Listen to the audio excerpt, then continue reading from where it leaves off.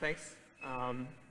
My name is Ferdinand, and I'm happy to start off the series today. First off, I want to do a quick review of the project I did last term in the winter semester. And it's really an investigation on architecture as a phenomenon of manifold and trying to get in touch with the topic of the digital in architecture as a whole. The project generally investigates on two questions. I like to bring up this quote from Christian Kuhn, who says that the osmosis between the extraordinary and the generic is what will decide about the future of architecture. And I really wondered what is the extraordinary and what is the generic in architecture. And generic is everything that doesn't react to specific circumstances or environments, while the extraordinary is everything that's definite, so like separate from something else or defined. And in this sense, the project investigates on architecture as a defined entity. And on the other hand, the project tries to look into what is our relation to the computer when working with it, and how far is authorship renegotiated in the process of digital design. So to pull off this investigation, medium of light and shadow is used as a way to communicate the matter. And it's really about information layers only being visible under certain circumstances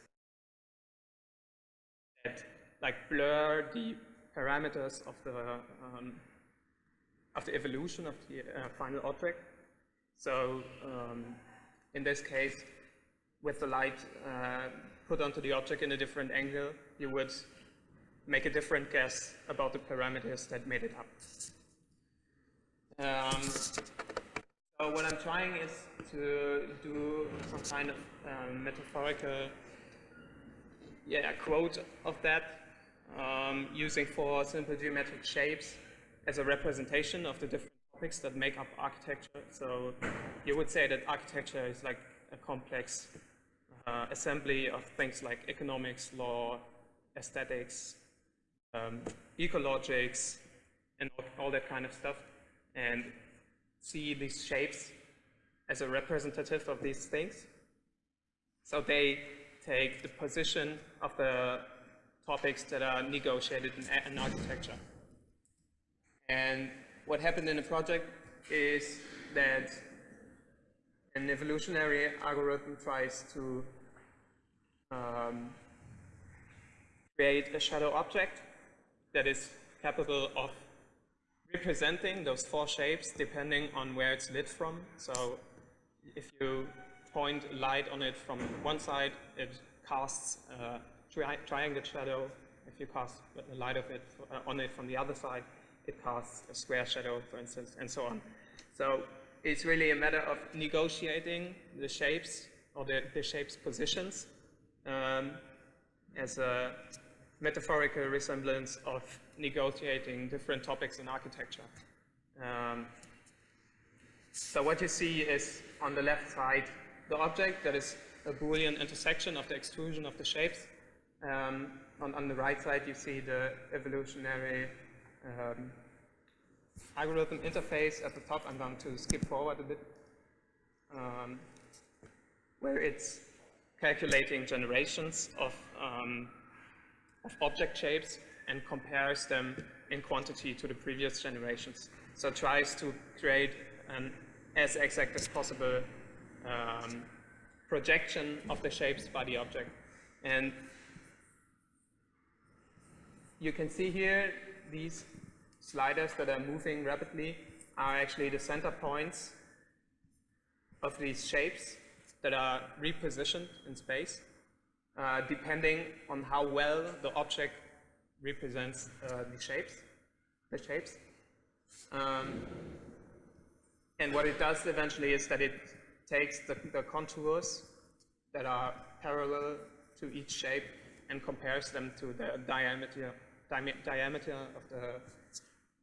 of the shapes. And if they match, the representation is exact.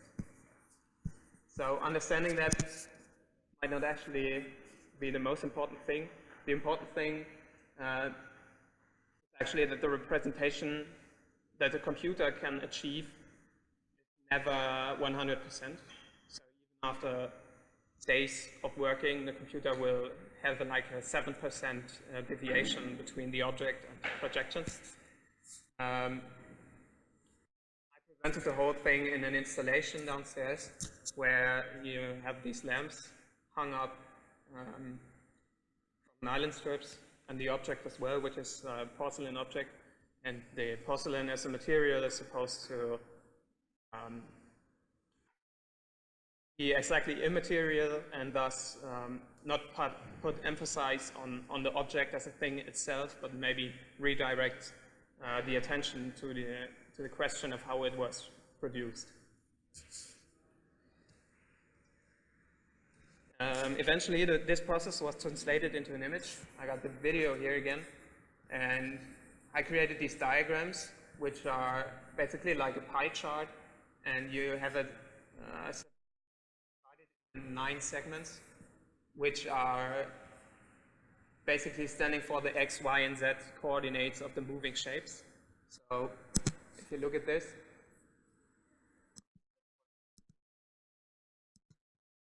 if you look at these sliders, you got 3 for each shape that is moving. The octagon is always fixed because one shape you don't need to move.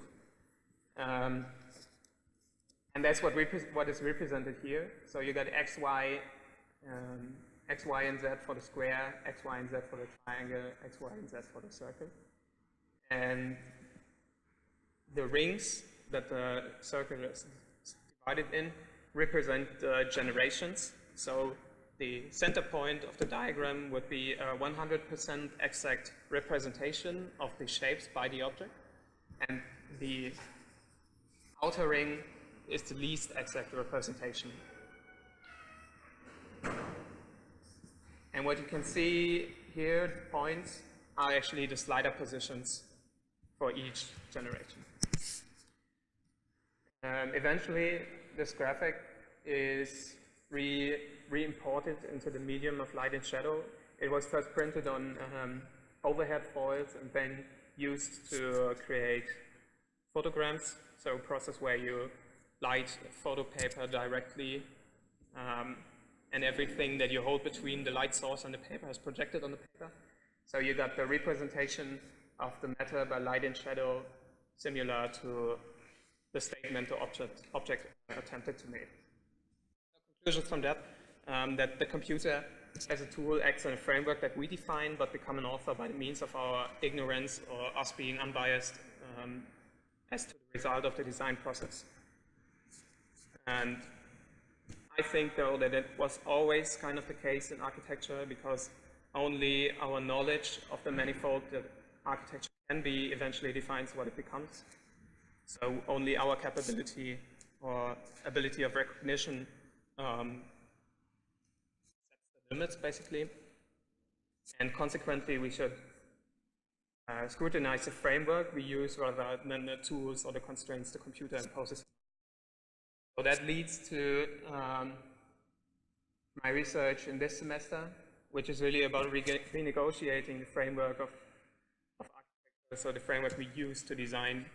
And I came back to the question of what defines a space that I stated at the beginning. And I was actually quite inspired by a statement Patrick Schumacher made, who assigns an organizational as well as an articulating character to architecture. So there's a functional component and there's an articulating component that reacts to context. And a space can only be defined within the context if it reacts to that context's affordances.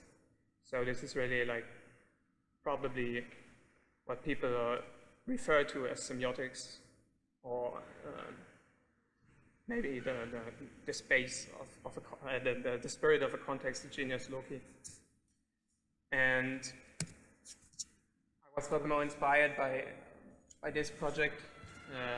It's a notation by an artist called Haubenstock, and he tried to develop alternative notations for his music. And this is also like, yeah, acting in an organizational context as well as in an articulating context. You got the organization of the nodes as a very definable thing, and you got the articulation through the shapes, which I think everyone can interpret something into. And Philipp Scherer, whom we visited last year in October, I think, kind of asked the same question: when does a piece of image start to articulate itself as architecture? And what is the problem kind of that matter? Alejandro Aravena said in context to this project in Canada that there is nothing worse than answering well the wrong questions, and so basically reacting to contexts that don't exist.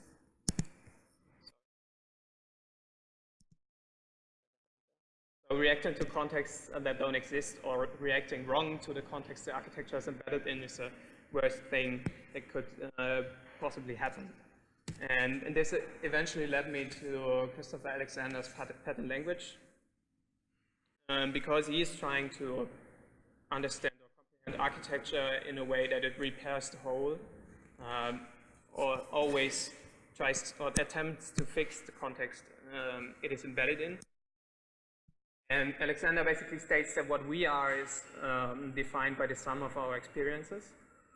And he directly translates that to architecture. He says that a space is defined by the activities and emotions that it conveys. So the activities occurring in a space define what the space actually is, and it's not only the geometry or not only the aesthetics. And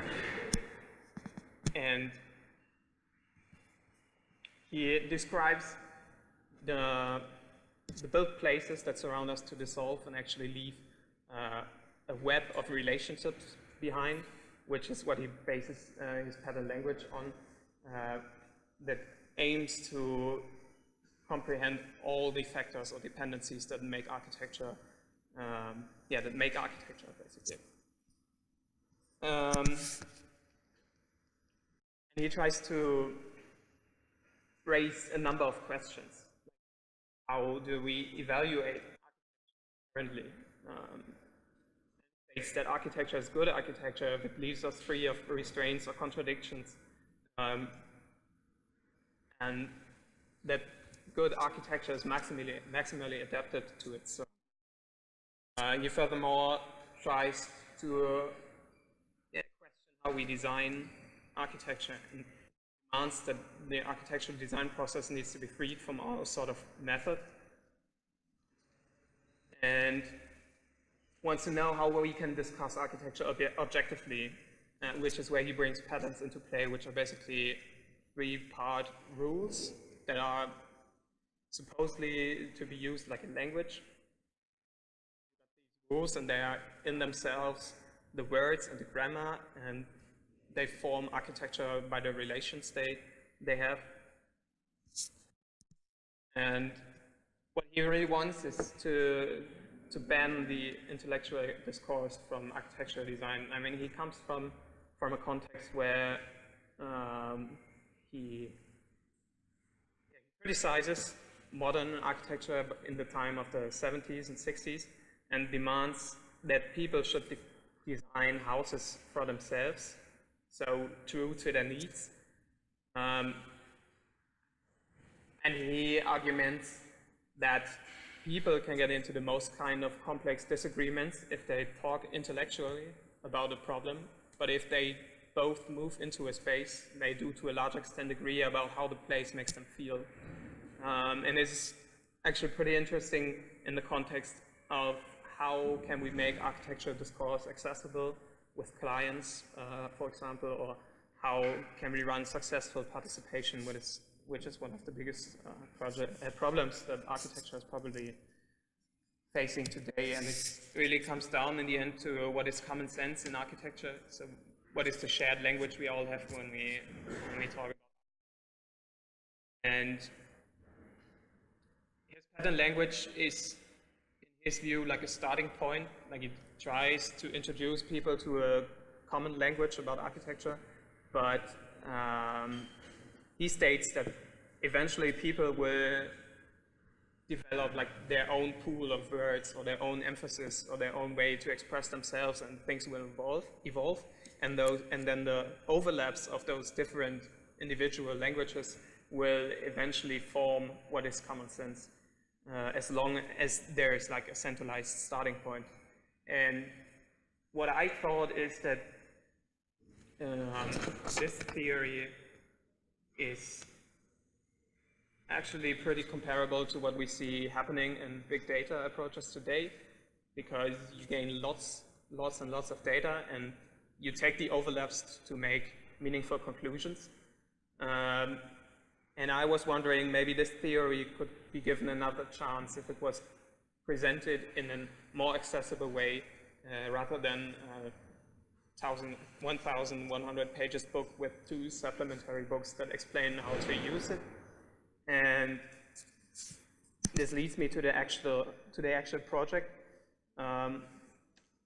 which is creating a pattern interface based on the original theory. And it's basically just taking a pattern language to the internet and using those big data paradigms potentially to making it evolve and also to make it accessible.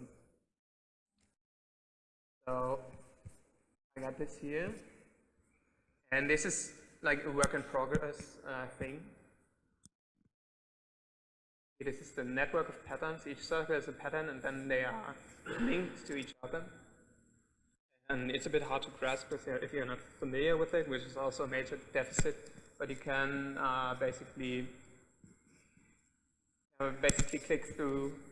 Not everything is like, not all the contexts are in it yet, but you can, for example, go to transition, which I like to refer to because it's a good example. And it basically says that you should be like creating a graceful transition when moving from a public space to a private space. And then he suggests, okay, to do this, make a change in light or sound or direction or material or level or maybe view. And then he says, okay, this is put in context to what? It's in context to the main entrance of a building. It's in context to the room that you enter when you enter a building, so the entrance room. And he defines relations between them. So if you select 2, you can. And this is a pretty simple example, but actually quite meaningful, that a building's entrance should start a process of negotiating between public space and private space. And you can already see, looking at this, that there are different kinds of patterns.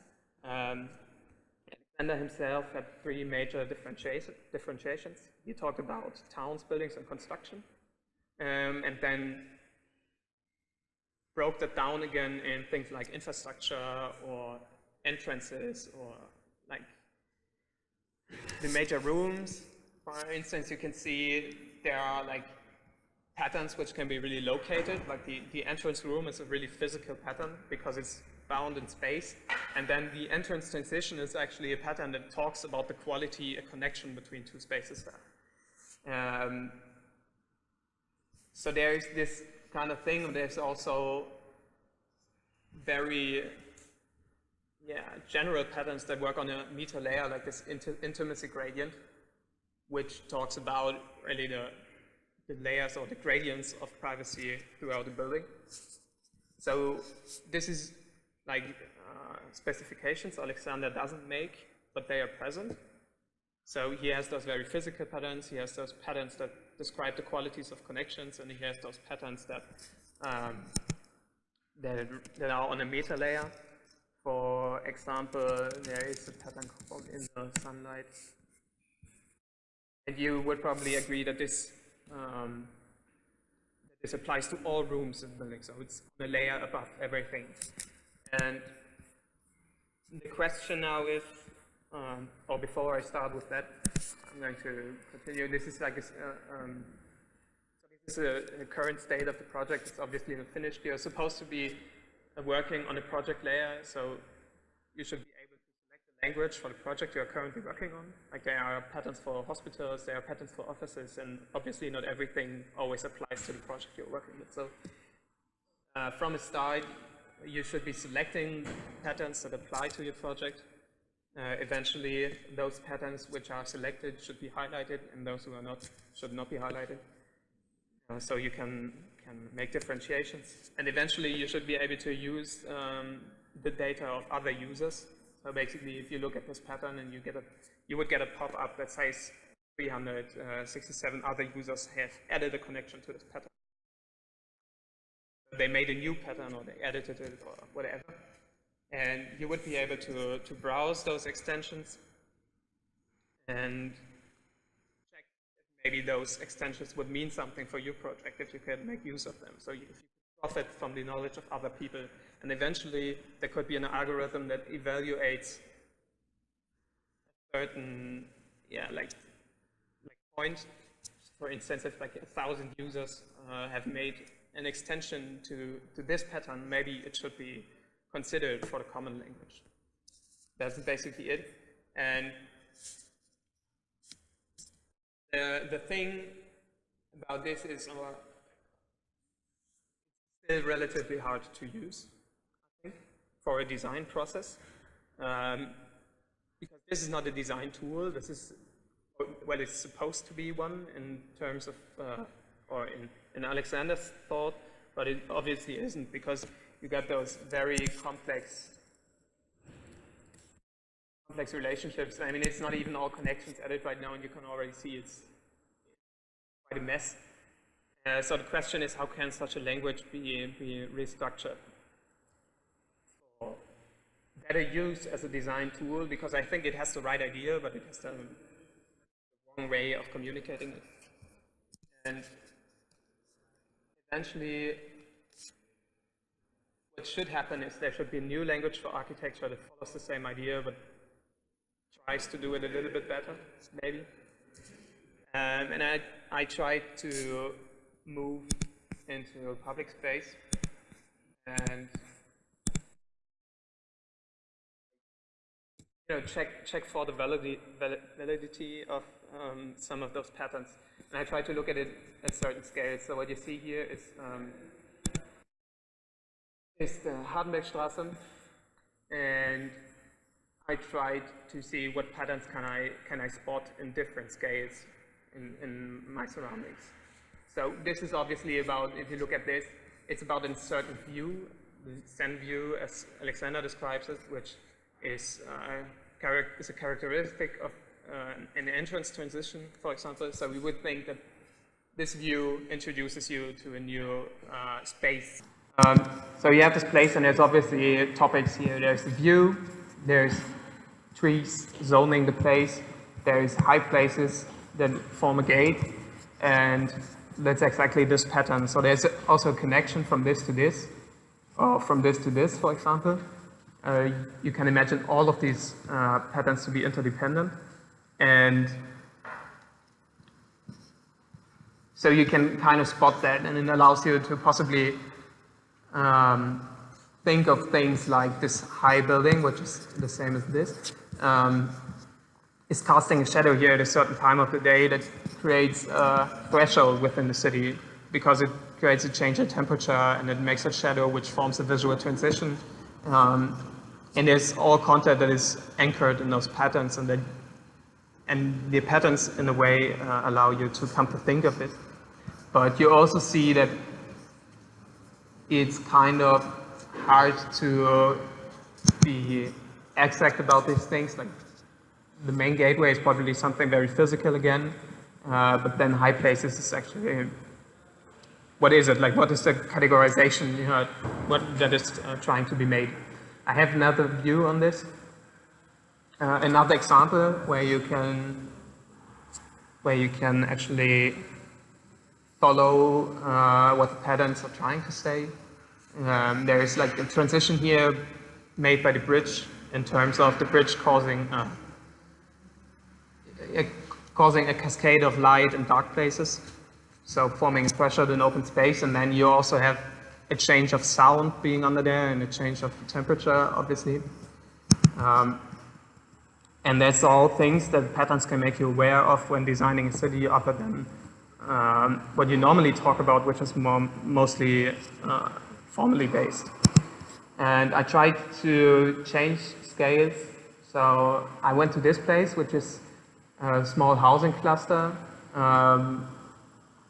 where you got these public entrances. So these very dense stones form the public connections, the peaks into the cluster, and then you get those orthogonal pavings with the cracks, which is also a pattern which gives you a feeling of a kind of privacy, and that also is like strengthened by the use of vegetation. So this is something very subtle that you probably don't recognize when working on a large scale, or maybe in a drawing program, but something that patterns can make you aware of. Of course, you may also recognize this on your own, but it's really a matter of keeping the bigger picture. And then I tried to take it to the interior. So what is the difference, for instance, between this threshold between two rooms and this? It might be the thick walls that create a bigger threshold here than here, or maybe it's the way the materials join, or the tiles join themselves on the doorstep, or maybe the pouring joint here. What does it do for the space? So how is the transition affected by the fact that you go from a darker space here to a lighter space there? Or how does the material change come into play between two places? Okay, I'm going to go ahead. So to make these aspects more graspable, I try to think of architecture as a web of spaces and connections guided by a meta layer. So this is what I was referring to earlier when I said the pattern language has those different types of patterns, those very physical, those that describe connections, and the ones on the layer on top. So I made a series of small diagrams. The circles describe spaces, the thin lines describe thresholds, so connections between rooms that are threshold, basically. So not very accessible, and then you have really open connections that basically make two rooms be one room. And spaces, they can be layered with qualities, and then there's entities making those qualities. So if there is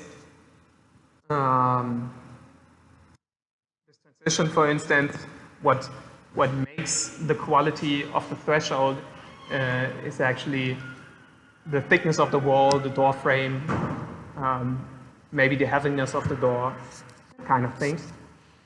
And one entity may, in that sense, serve multiple qualities. So one entity does not affect only one quality, but it goes into a complex dependency. And the same actually applies for connections, so transition space. As I said just a moment ago, you got these two connection thresholds, but then there are also sensoric connections between places that can be views, maybe it can be smell or acoustics. And these can also can have certain qualities that are created by certain entities. You can use these simple diagrams to communicate very simple typological studies. So if there's a place and it has two thresholds, maybe it's a distributor, while a place that has two connections bound to it creates like a hinge between two spaces. You can continue that to do those very simple diagrams that are actually talking about a lot already.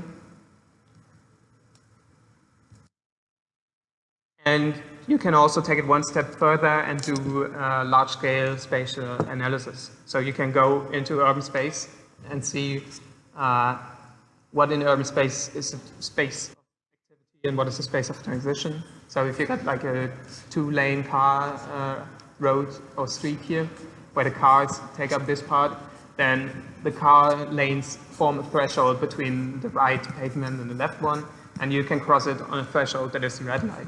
Maybe then the pavements or the sidewalks are actually, again, divided into different places. And then it's the question, what is a place in urban space? It can be a tree that casts a shadow in summer, it can be a bench, it can be an entrance to your house where you check your mailbox, talk to your neighbors, it can be a shop front, it can be the corner of a street, and you can do that in different ways. I'm going to skip this maybe.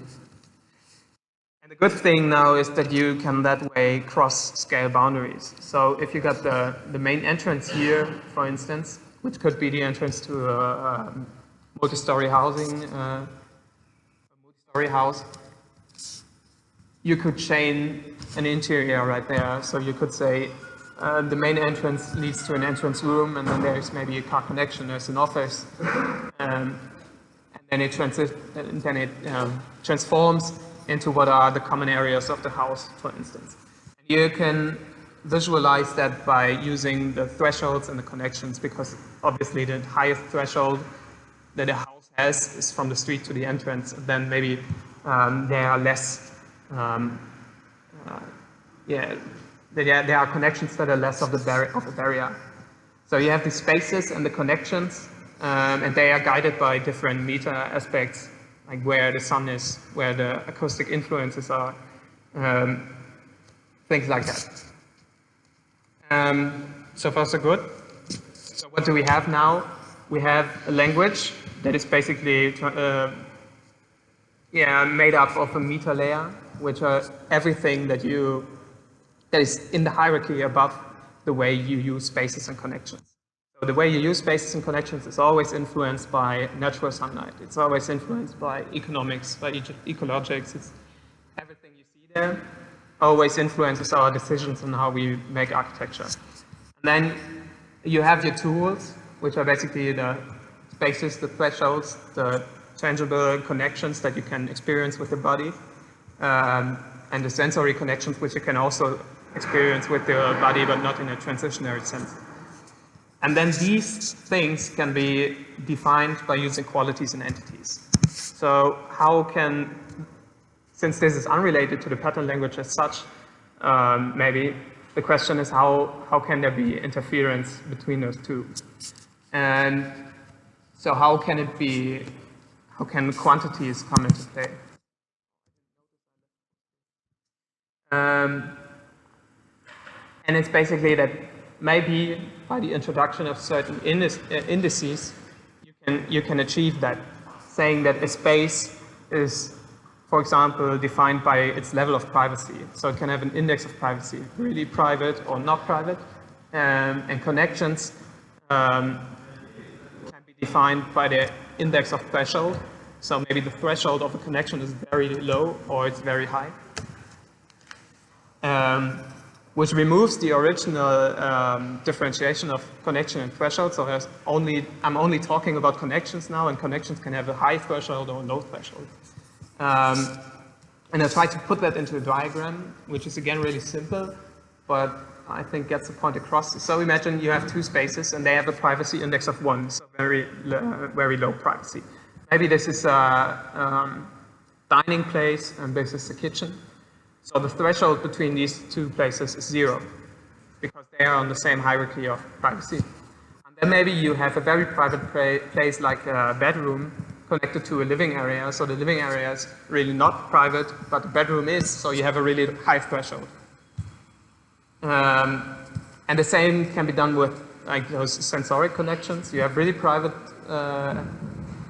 I was actually wrong highlighting, but you have a really unprivate space and like a medium private space, and you want a view connection between them. So you have to give that view connection a certain threshold, maybe to opaque glass or something. So where the patterns come into play is that now with the quantifier of the privacy and threshold, you can possibly link the database of patterns to the tool that the diagram is.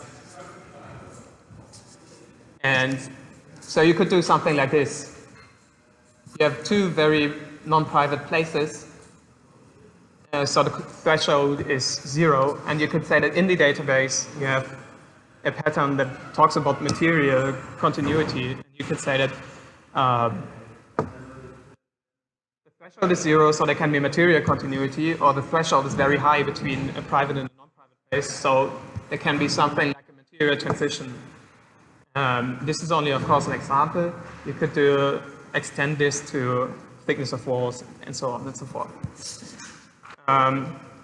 So finally, the conclusion that conceiving architecture as a construct of spaces and connections with indices of privacy and threshold may enable the parametric link of semantic layers and quantities. So this is what, in my eyes, parametric design currently fails to achieve. And is also what the problem of it is. And running danger of being a bit polemic in the choice of words. The logic of pattern language can serve as a basis for an architectural language formed by the meta layer, which is the grammar, the spaces and connections, which form the word classes, the qualities, which are the words, and the entities, which are the letters. So the letters make words, the qualities, the entities make qualities, and the qualities can be sorted into different spaces or connections. And these spaces or connections are aligned and assembled according to the grammar. But eventually, the stylistic means of using a language are up to the speaker, so the architect. And eventually, the architect cannot be replaced by a process like this, because the usage of language in a very dedicated way is up to him or her, basically.